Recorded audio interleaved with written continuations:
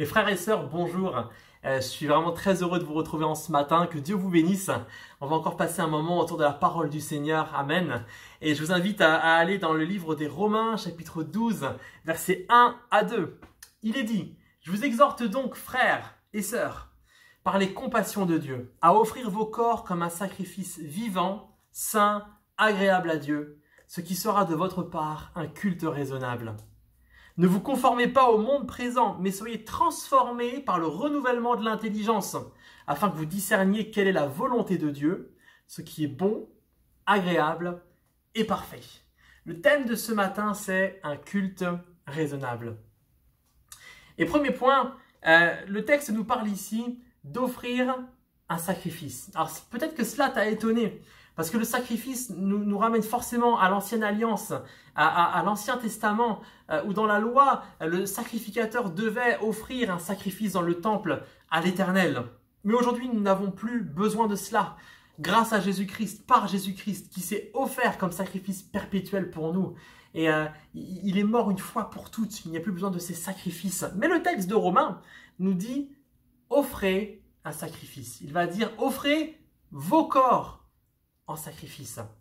Il y a cette action d'offrir. Et c'est le sacrificateur qui offrait dans le temple le sacrifice.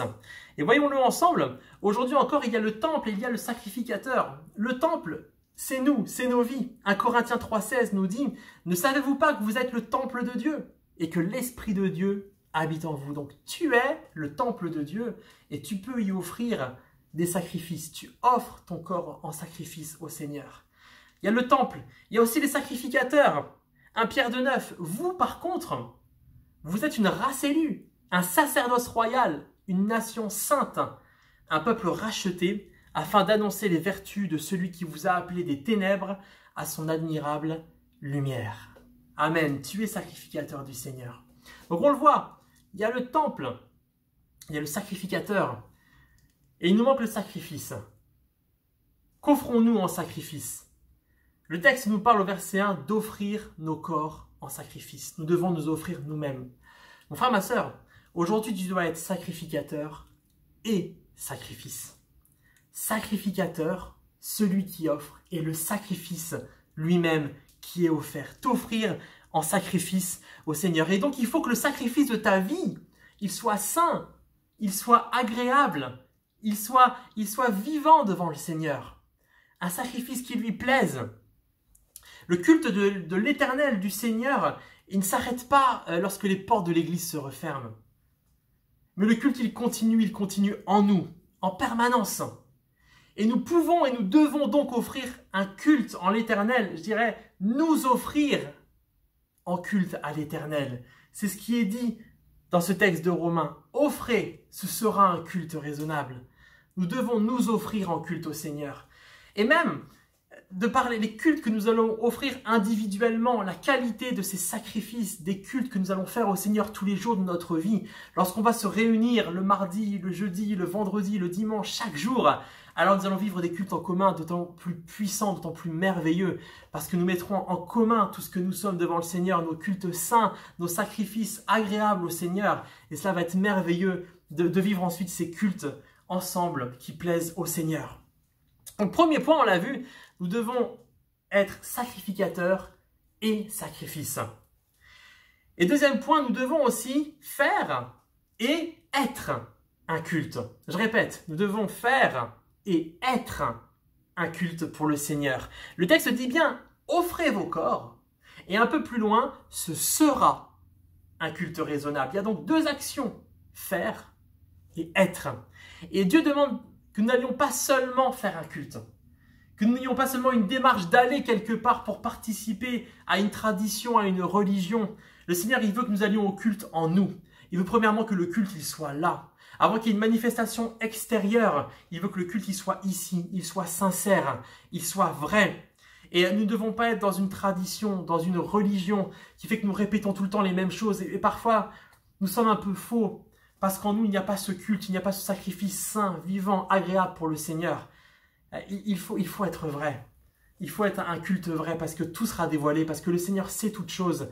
Et même si aux hommes, parfois, on peut montrer une autre image, Mais le Seigneur, lui, il sonde nos cœurs, il sonde nos reins. Donc nous devons offrir ce culte saint, vivant, agréable. Le texte de Romains nous parle d'un culte même raisonnable. Raisonnable. Et le mot raisonnable, cela veut dire, c'est le mot logikos. Ce mot logikos, ça veut dire appartenant à la parole. Appartenant à la parole. Il faut que notre culte en nous appartienne à la parole que nous avons, mais aussi, même premièrement, à la parole de Dieu. Il faut que ce soit les mêmes, il faut qu'ils soient liés, que cela appartienne, que ce qui est à l'intérieur, cela se voit à l'extérieur, que ce soit la même chose. Et le mot logikos, c'est tout simplement aussi le mot logique. Il faut que nous ayons un culte qui soit logique. Logique entre ce que nous montrons, ce que nous disons que nous sommes, entre les chrétiens que nous sommes et ce qui est à l'intérieur. Que nous soyons ce culte saint, ce culte raisonnable.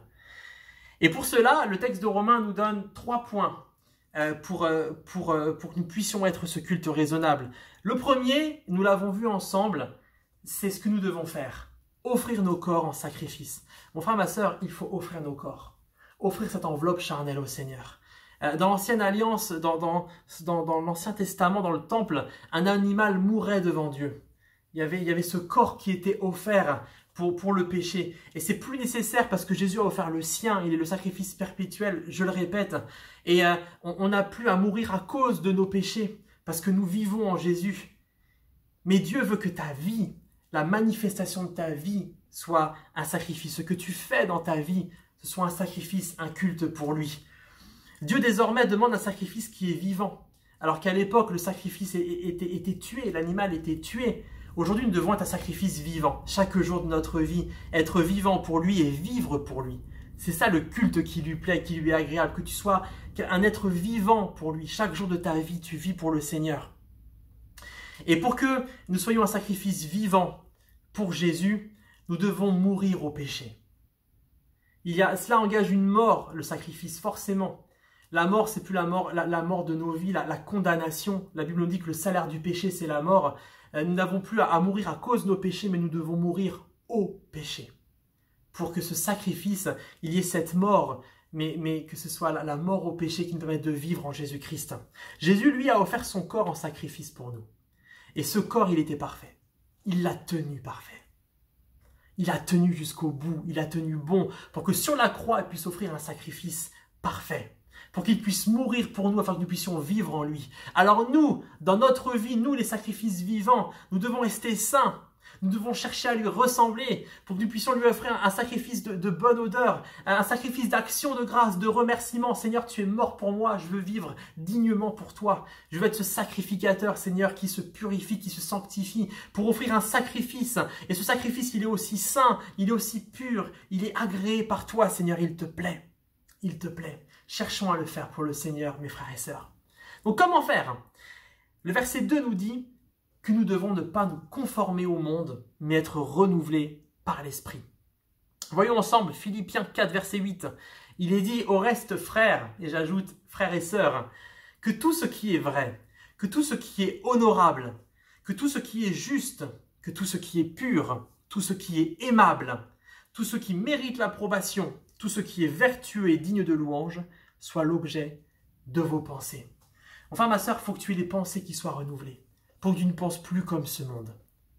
Il faut que tes pensées soient celles de Dieu. Comme le dit le texte de Philippiens, ce qui est vrai, honorable, juste, pur, aimable, qui mérite l'approbation, vertueux, digne de louange, c'est tout un programme, n'est-ce pas? C'est énorme tout ce qui est demandé, mais c'est possible en Jésus-Christ. C'est possible dans le Seigneur. Et il faut que nos pensées soient renouvelées. Que ce soit ça que nous ayons en permanence. Pourquoi? Parce que si nos pensées sont celles du royaume, nous n'aurons plus les pensées d'ici-bas. Nous délaisserons les pensées d'ici-bas. Et alors nous serons capables d'affronter le péché parce que nous ne serons plus soumis au péché. Lorsque le péché se présentera à nous, alors nos pensées seront celles du royaume et nous réagirons comme ce qui est du royaume de Dieu. Comme ce qui est du royaume de Dieu. Nous ne serons plus sensibles au péché, à l'influence du péché. Nous serons sensibles qu'aux choses d'en haut. Et c'est possible dans le Seigneur. Et quand tu es renouvelé, transformé dans ton intelligence, nous devons le demander, nous devons y travailler, mes frères et sœurs. Ça ne se fait pas du jour au lendemain, c'est vraiment un travail par le Saint-Esprit. Nous devons prier pour ça, nous devons combattre pour ça, ça ne se fait pas tout seul. Il ne faut pas simplement dire ça va aller mieux, je vais être meilleur demain, mais il faut allier les paroles aux actes. Et il faut être dans le combat spirituel, rechercher la face de Dieu, lire la parole, prier. Et quand tu es renouvelé et transformé par l'Esprit, alors forcément le culte que tu vas offrir, le sacrifice que tu vas offrir va être renouvelé et transformé. Il va être de mieux en mieux, de plus en plus beau. Ce qui hier était un péché devient sanctifié. Et tu l'offres au Seigneur. Et tu es de mieux en mieux. Tu améliores ta personne. Tu améliores qui tu es pour la gloire de son nom. Pour la gloire de son nom. Quand tu es renouvelé et transformé par l'Esprit, je le répète, tu offres à Dieu un culte renouvelé et transformé. Alléluia. Troisième point. Le verset 2 termine par un résultat, par une promesse pour nos vies. Il est dit qu'alors, nous pouvons discerner la volonté de Dieu. Ce qui est bon, ce qui est agréable et parfait. Ce qui est bon, agréable et parfait. Je sais pas toi, mais moi ça me donne envie. Discerner la volonté de Dieu. Ne pas te tromper. Savoir que c'est la volonté de Dieu. Là où je suis, ce que je fais, là où je vais, c'est la volonté de Dieu. C'est pour ça, ne pas conformer nos vies à ce monde, être renouvelés par l'intelligence, offrir nos corps en sacrifice, le laisser en sacrifice, afin que ce soit le Seigneur qui règne en nous, que nous soyons ce culte permanent.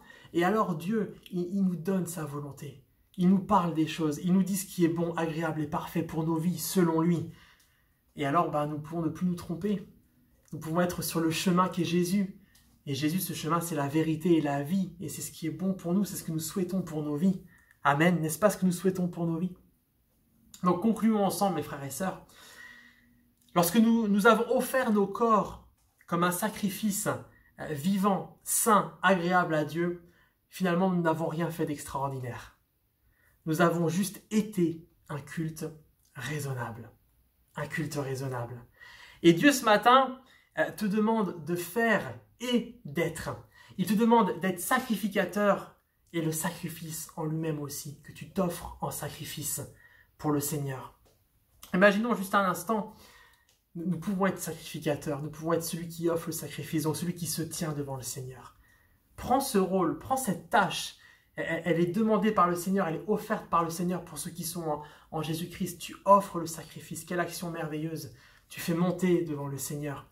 Mais forcément, un sacrificateur, il prend conscience du sacrifice qu'il offre et nous devons prendre conscience du sacrifice que nous offrons. Il faut que nous n'ayons pas honte du sacrifice que nous présentons au Seigneur. Il faut que lorsque nous offrons ce sacrifice sur l'autel, ce soit un sacrifice qui soit selon la volonté de Dieu, qui soit pur, qui soit saint. Et pour cela, il ne faut pas que nous en ayons honte, il faut que ce soit un sacrifice pur, parfait, renouvelé, que nous soyons sûrs de ce que nous offrons. Et donc, que le culte de nos vies soit sûr, soit selon la volonté de Dieu.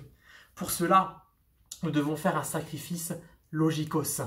Nous devons amener au Seigneur, offrir au Seigneur un culte raisonnable. Amen. Je souhaite un bon dimanche, que le Seigneur puisse continuer à travailler vos cœurs, à travailler vos vies dans ces moments, pour que nous puissions toujours plus lui être agréables, être ce sacrifice pour lui. Que Dieu vous bénisse. Je vous dis à très bientôt. Au revoir.